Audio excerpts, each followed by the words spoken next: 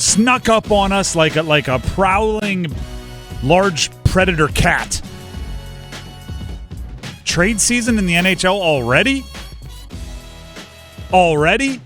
Canes fans talking about we need a second-line center, and if it's going to be a first-line center, we can have those conversations. That's where they are already.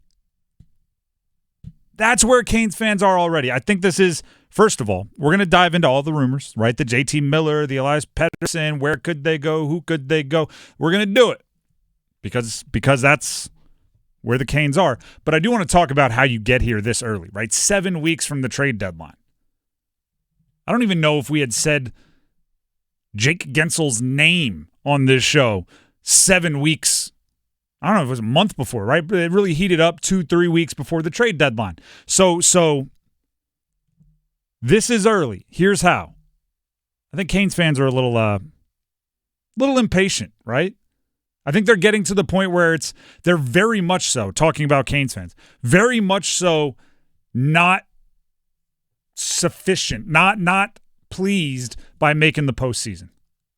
Right? This is the difference between the first 3 years of Rod Brind'amour and now where he is now is there's no longer going to be like hugs in the stadium when you clinch your postseason berth. So already with 7 weeks until the trade deadline, set up in second in your division, you're looking beyond that and saying, how can we get better so we can do this and that in the second round, in the third round, which I kind of like, right? I like raising the bar. I like the moment you're starting on JV, figuring out how you can start on varsity. I like the moment you start on varsity, you're thinking about how you can be all conference. I like when the goals keep rising. Now, here's why the trade deadline I think is going to be crazy and why it's not a bad idea to see if you can't get something done early. The NHL, there's no wild over-the-top favorite right now, right? There's not even really an established top tier as far as like these three teams are the favorite. So that means it's wide open, right? That means it's there for the taking. If you take a big swing, you can go grab it, right? Now, the moves that are being discussed with the Carolina Hurricanes, big swing would be an appropriate description, right? These are not small deals. JT Miller and Elias Pettersson are where we will start with the Canucks, and they're one of the teams who, looking around, might say, even though it's wide open, we might not be there, which makes them ripe for the picking. Pierre LeBrun of TSN and The Athletic talks about the latest in a JT Miller possible trade situation.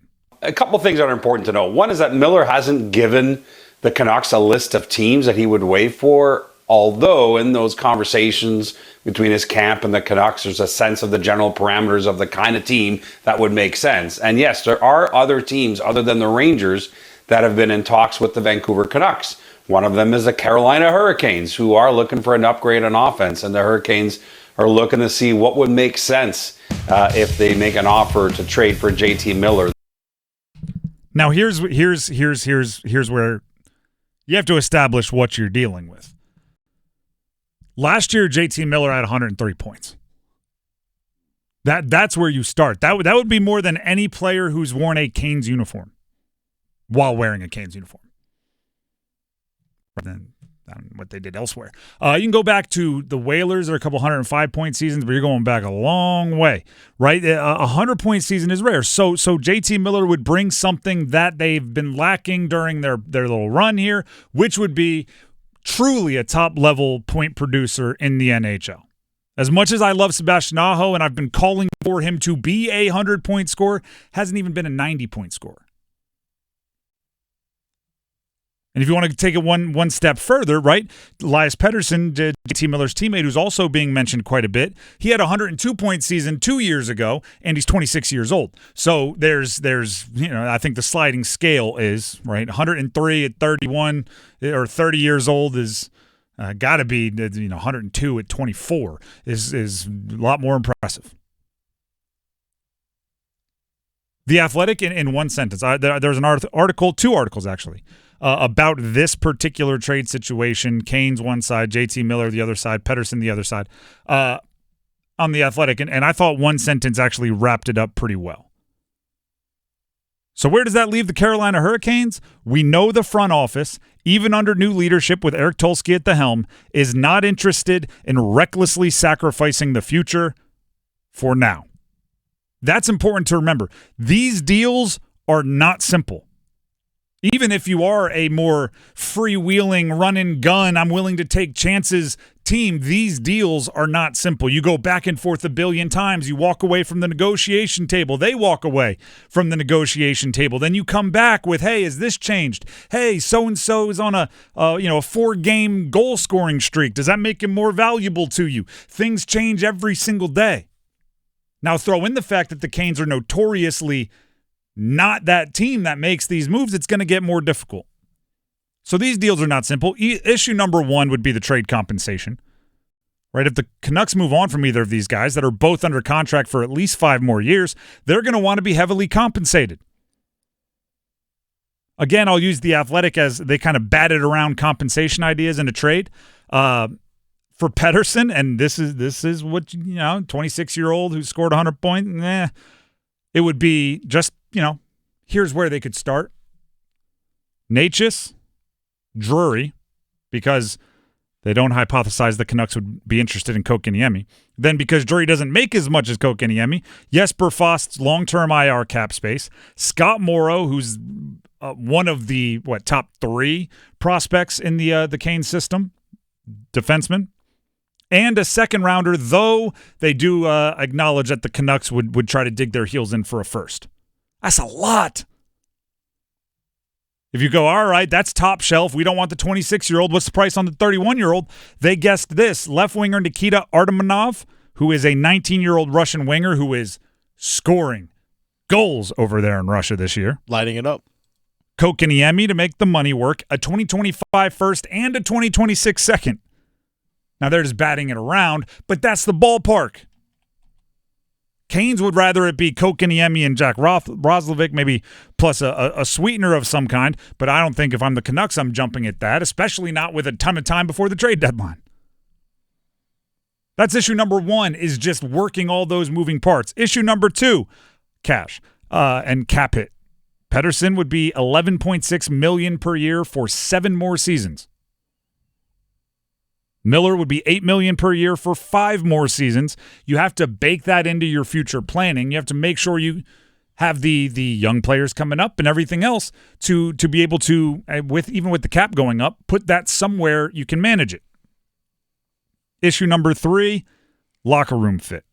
Carolina is traditionally pretty protective of their culture, and JT Miller does come with some kind of reputation as a maybe more dividing force than unifying force in a locker room. Some of that coming out of Vancouver recently. Now, I'm of the belief that if you work that hard like the Canes have to build your culture in the way you have, at some point you got to cash in those chips and be like, hey, our culture is so good we can absorb somebody that maybe other teams wouldn't be able to because, we've got 17 watchdogs of our culture in the locker room that won't let it get carried away. Yeah, your locker room can handle it. Yeah, that's and you've seen that across all sports, right? The better culture you have, the more likely a team is to take a chance on maybe somebody with some kind of a negative reputation, and it just might work. Those are 3 issues that are major. But I'm gonna do something that I think fans would appreciate. I think you explore every single possible way to make a deal like this happen. That's not to say it's going to get over the finish line, but that is to say once you identify the problems, get your smart people in a room, get a couple of notepads, and start diagramming what you think would work and passing it around. A 100-point scoring second line center / maybe, depending on how Rod moves him around, whatever line it gets on, he doesn't number them. That's something you haven't had in a very long time. And it would go against what you've done in the past, right? Letting Vincent Trocheck leave and some of these other moves you've made, not spending the top dollar, would be something you haven't done. Now, what's the quippy little definition that people always throw around? To get something you've never gotten, you've got to do something you've never done. This would be something you've never done during this run of Kane's success, which could potentially get you something you've never gotten. Stanley Cup. If you want to shop bargain basement, again, you'll hear people talking about the Islanders with Brock Nelson, who's 33, but on an expiring contract. You could rent him. Ryan O'Reilly from the Predators, he's 34 with 2 more years on the contract if you want to sign up for that. I mean, they're not – I'm seeing Dennis shake his head no. I agree that's a no, but I think you can try, right? I think you got to at least check the price. I don't know. Don't pay second-line center prices. Pay fourth-line center prices. And then have an escape plan, have something else cooking. It is a trade deadline moment 7 weeks before the trade deadline. Take the time, right? You have it. Teams on the road, front office still back in the facilities. Get in the big team room. Use the whiteboard. Get to work.